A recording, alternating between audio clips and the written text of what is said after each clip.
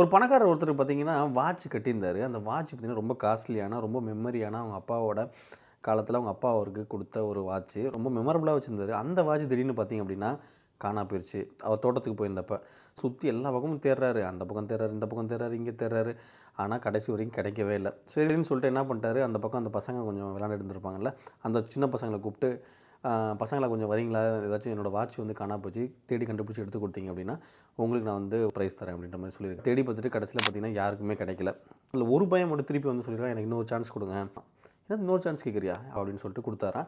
அந்த பையனும் போயிட்டு ஒண்ணுமே பண்ணலையாம். அந்த அந்த தோட்டத்தில இருந்த அந்த வீடு இருக்கும் பார்த்தீங்களா, அந்த வீட்டுக்குள்ள போயிட்டு கதவ சாத்திட்டு ஒரு 15 நிமிஷம் இருந்துட்டு வந்தாராம். "என்னப்பா கிடைச்சுச்சா?" அப்படின்னோன்னே, "கிடைச்சுச்சு" அப்படின்னு சொல்லி குடுத்தாராம். "அது எப்படிப்பா நீ மட்டும் கரெக்ட்டா கண்டுபிடிச்ச வாட்ச்?" அப்படின்னு சொல்லி அந்த பணக்காரர் கேட்டாராம். அதுக்கு அந்த பையன் சொன்னானாம், "நான் ரூம்குள்ள போயிட்டு அமைதியா பார்த்தீங்க அப்படின்னா உட்காந்துருந்தேன். ஒரு 15 நிமிஷம் உட்காந்துருக்கப்ப என்னால பார்த்தீங்க அப்படின்னா, அந்த வாட்சோட டிக் டிக் சவுண்ட் எங்கேருந்து வருதுன்றது தெரிஞ்சுக்க முடிஞ்சுச்சு. அத வச்சு நான் கண்டுபிடிச்சேன்" அப்படின்னாராம். இது மாரி தாங்க நம்ம மன அமைதியா இருந்துச்சுன்னா அப்படின்னா, எந்த விஷயமும் நமக்கு முடிவெடுக்கிறதுக்கு ரொம்பவே ஈஸியா இருக்கும்.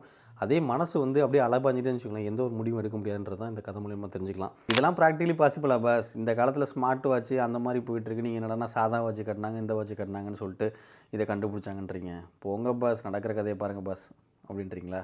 எது மாரி நெனச்சாலும் பரவால்ல. மறக்காம கீழ கமெண்ட் பண்ணிட்டு போங்க. நம்மளோட அடுத்த வீடியோ போடுறதுக்கு நமக்கு ஒரு யூஸ்ஃபுல்லா இருக்கும்.